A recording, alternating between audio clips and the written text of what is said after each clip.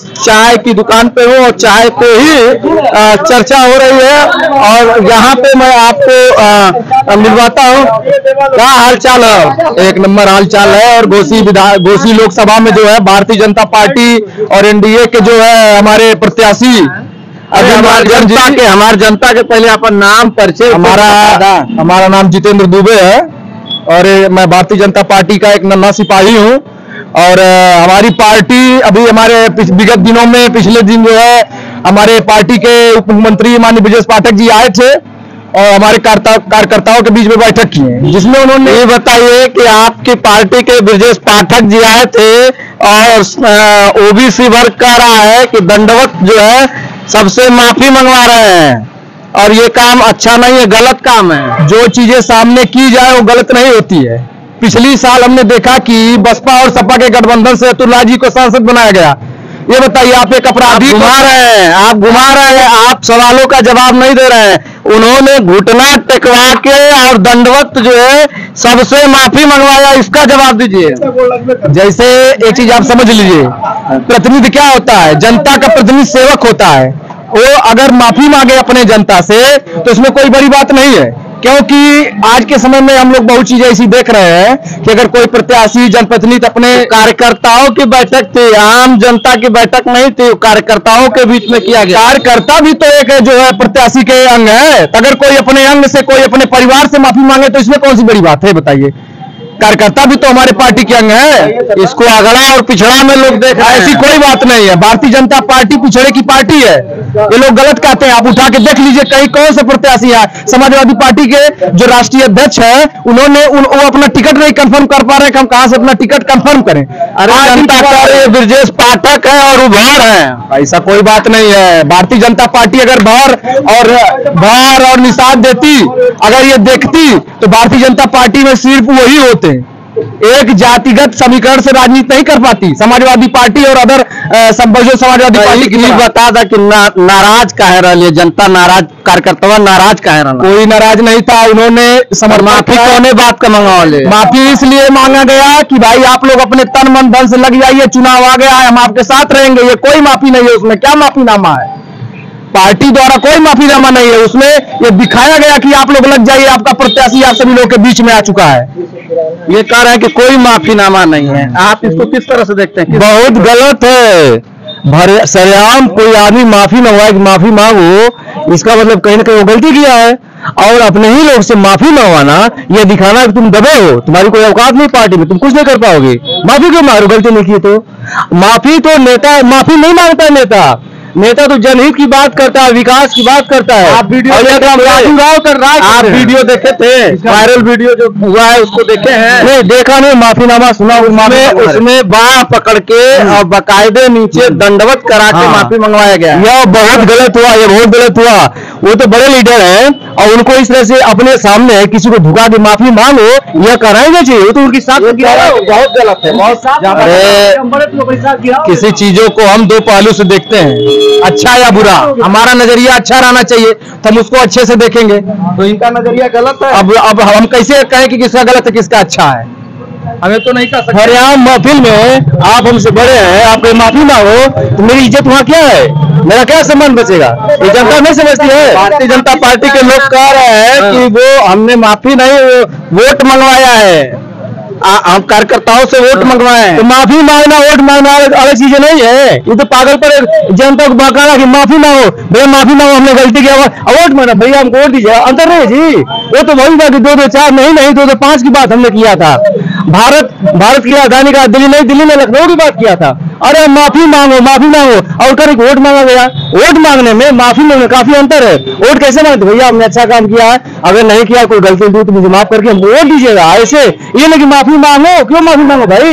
इसे पता चला कि हमारी औकात पार्टी में नहीं है।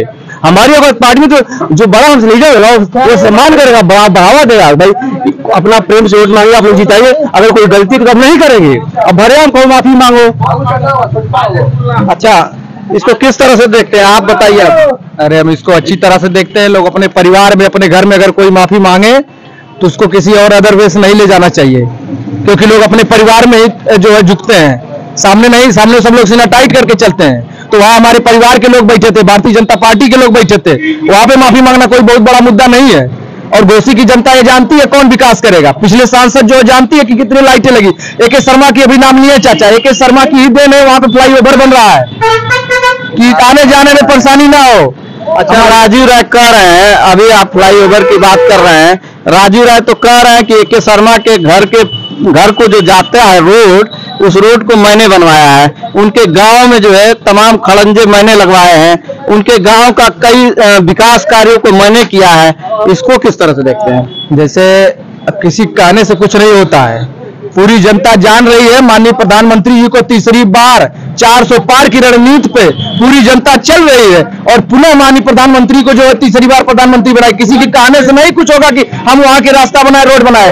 आज पूर्वांचल एक्सप्रेसवे इतने जिलों को जोड़ता है। हमारे परिवार से अगर किसी की तबीयत खराब हो जाएगी तो हम लोग 3 घंटे में लखनऊ पहुंच जाएंगे और PGI में एडमिट होकर दिखा देंगे। कोई सरकार ऐसी नहीं सोची। शौचालय आज तक हमारी बहन बेटियों को नहीं मिला। कितने 15वें प्रधानमंत्री है माननीय मोदी जी, लेकिन उसके बाद 14 लोग समाजवादी। राम मंदिर का मुद्दा 5 सालों से चल रहा था, लेकिन किसी भी प्रधानमंत्री ने हिम्मत नहीं की कि राम मंदिर के मुद्दे को वो हल कर पाए। और सभी हमारे प्रदेश के गुंडे कहते थे जिस दिन आएगा फैसला उस दिन हम ये कर देंगे वो कर देंगे। हमारे प्रदेश के जो मुख्यमंत्री है माननीय योगी आदित्यनाथ जी ने, उन्होंने कहा कि एक मच्छर नहीं मरेगा और कहीं कुछ नहीं हुआ, न किसी प्रकार का दंगा हुआ, नहीं कुछ हुआ। इसलिए जो है प्रदेश में कहीं दंगा नहीं हुआ। कहीं बता रहा है कि प्रदेश में 400 पार की बतिया सुनिए।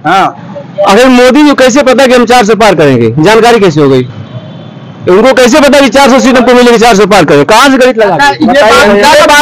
ये बात आप बता दीजिए कि कैसे पता चल गई, ये बात आप बताइए। जनता का विश्वास है भाई, जनता का विश्वास है। माननीय मोदी जी की गारंटी है। माननीय मोदी जी ने पूछिए कैसे। मैं उनसे कहना चाहता हूँ कि ये विपक्ष के 5 योजनाओं को गिना दे कि जो धरती पर चल रही है। अगर ये कह देंगे तो मैं मान जाऊंगी माननीय मोदी जी नहीं मुख्य प्रधानमंत्री बनेंगे। इनसे कहिए कि 5 गिनवाए, मैं 12 तो गिनवाऊंगा भारतीय जनता पार्टी की। शौचालय योजना, कन्या योजना, सड़क योजना, कौन कौन सी योजना कहेंगे बताइए इनसे। आयुष्मान योजना, किसान सम्मान निधि, कौन सी योजना की बात करते हैं? इनकी पार्टी ने कितनी योजनाएं दी बताइए। समाजवादी पार्टी और बहुजन समाजवादी पार्टी गुंडों की पार्टी है। आप 3 करोड़ लेके जाइए, हाथ गोड़ धो के जाइए, आपको टिकट लेके चले आएंगे आप। हमारे समाजवादी पार्टी गुंडों की पार्टी है, बता रहे हैं गुंडों की पार्टी। देखिए गुंडों की पार्टी बता रहे हैं। अब ये भाषा तो हम नहीं बोलेंगे क्योंकि हम लोग इस तरह की भाषा का प्रयोग नहीं करते हैं। कौन गुंडा है कौन माफिया है, अब ये लोग बोल रहे हैं, ठीक है। ये शौचालय की बात कर रहे हैं ना, शौचालय ही बाकी था देश में और वही काम मोदी जी को करना था। हमने देश की जो स्ट्रक्चर बना के दिया सन 1947 के बाद जब देश आजाद हुआ तो आजाद भारत की स्थिति क्या थी किसी से छिपा नहीं है। हम लोग पढ़े लिखे लोग हैं जो उस समय रसिया के सहयोग से जो पंचशील और पंचवर्षीय योजना लाकर पंडित जवाहरलाल नेहरू ने भाखड़ा नंगल बांध, IIT, इसरो, नवरत्न कंपनियां, भेल गेल सेल, जिसको आज यह भारतीय जनता पार्टी बेचने का काम कर रही है, उसको प्राइवेट हाथों में देने जा रही है। इनकी सरकार 10 साल हो गए, अभी चुनाव का समय आ गया। 10 साल में एक भी जनता के हक और हकूक के लिए उन्होंने कानून नहीं बनाया। हमने जनता के लिए सूचना का अधिकार दिया कि 5 रुपए का टिकट लगा के चाहे प्रधान हो, चाहे सभासद हो, चाहे मंत्री हो, चाहे प्रधानमंत्री हो, आप उनके भ्रष्टाचार को उजागर कर देना, मांग लेना उनके भ्रष्टाचार को। एक तरह का कानून हमने मनरेगा दिया, गांव के ग्रामीण जनता की रोजगार के लिए महात्मा गांधी रोजगार गारंटी की योजना लाए कि गांव से पलायन रुके। यही कोविड था कि मनरेगा जो है गरीब मजदूरों के लिए कारण हार बना। ये 80 करोड़ लोगों को राशन देते हैं, यानी कि उनको राशन लेने लायक तो बता दिया। जब मनमोहन सिंह की सरकार थी तो मनमोहन सिंह ने 20 करोड़ लोगों को गरीबी रेखा से बाहर निकालने का काम किया और आज 80 करोड़ लोगों को 5 किलो राशन दे रहे हैं, यानी कि वह जनता राशन खरीदने लायक नहीं है। तो गरीब बनाए कि अमीर। एक मिनट आपके पास जाएंगे, आपके पास जाएंगे, आपके पास जाएंगे, आपके पास जाएंगे, हम अपनी बात करेंगे। हाँ हाँ देखिए ये लोग क्या है ना कि झूठ करोड़ लोग फिर गरीब कैसे हुए? अभी चाचा बोल रहे हैं कि मनमोहन जी की जब सरकार थी 80 करोड़ लोगों को मतलब उन्होंने गरीबी से बाहर निकाला, तो 80 करोड़ में फिर गरीब कैसे हो गए कि राशन लेने के लिए लाइन में लग रहे हैं? एक मिनट इनका एक सवाल ये था, आपने कहा है अभी आपने कहा है कि कोई योजना इनकी नहीं है, इन्होंने गिना दिया आरटीआई और मनरेगा। अब क्या कहना चाह रहे हैं? आरटीआई मनरेगा कौन सी? आरटीआई मनरेगा कोई योजना नहीं है, तो चलाए हुए मजदूर तख्तों के लिए एक योजना है जो कि हर पार्टी करती है। ये जो बात कर रहे हैं ना, यही कॉलेज है जीवन राम इंटर कॉलेज, मुस्लिम इंटर कॉलेज। अरे भाई सुनिए, DAV इंटर कॉलेज सबसे नया का पुराना, मैं वहीं से पढ़ा हूँ, जीवन राम इंटर कॉलेज। सुनिए, तब आप लोग क्यों कहते हैं? देखिए मान गए ना कि जो पहले आई सुनिए, जो ये कह रहे हैं, तो अगर इनके पिताजी पहले आए हैं तो पहले वो अपना काम किए, अब नहीं ये कर रहे हैं कि पहले आप ही कर रहे हैं। मानिए ना, आप लोग झूठा जुमला बोलते हैं ना कि 70 सालों में कुछ नहीं हुआ। आप लोग कहते हैं कि 10 साल में ही देश बना है, आप लोग ही 10 साल में देश बना है। हम तो कह रहे हैं कि हमने स्ट्रक्चर बना के दिया, हमने आज उस भारत को यहाँ तक पहुँचाया कि आप आके उसको बेचने का काम कर रहे हैं। आज आप LIC को निजी हाथों में दे रहे हैं, आप भेल को निजी हाथों में दे रहे हैं, बोल्ट और एयरपोर्ट बेच रहे हैं। आप जो है नवरत्न कंपनियों में आज आप उसकी हिस्सेदारी बेच रहे हैं। तो कहने का अर्थ यह है कि कौन जुमला बोल रहा है। आप आए चुनाव में 2 करोड़ नौकरी का वादा था। एक सवाल दोनों लोगों से, यहाँ भारतीय जनता पार्टी के भी है, कांग्रेस के, एक सवाल दोनों लोगों से। जो आप धर्मनिरपेक्षता की बात करते हैं और जाति की बात करते हैं कि जाति की बात हम नहीं करते हैं, लेकिन दोनों ही पार्टी अपने संगठन में, इनका मोर्चा है, पिछड़ा मोर्चा, दलित मोर्चा, तमाम मोर्चे हैं, इसको किस लिए बनाया गया? देखिए, जब हमारे भारत के प्रधानमंत्री खड़े होकर कहते हैं कि मैं पिछड़ा वर्ग से आता हूं, जबकि वह पिछड़े वर्ग से आए भी नहीं, वह घांची समुदाय से आते हैं। गुजरात में घांची समुदाय था, वह अगला समाज था, उसको 2002 में ये लोग संशोधन करके संविधान में उसको पिछड़ी जाति में कर दिए। तो जब भारत का प्रधानमंत्री मंच पे खड़ा होकर बोल रहा है, जब राष्ट्रपति का चुनाव होता है तो वहां दलित शब्द आ जाता है। तो पार्टियां तो देखिए ये राजनीति है, और राजनीति आप मानते हैं कि आपकी पार्टी राजनीति करती है, जातिवाद की राजनीति करती है? नहीं, कोई, हम जिस पार्टी से बिलोंग करते हैं, हमारे यहाँ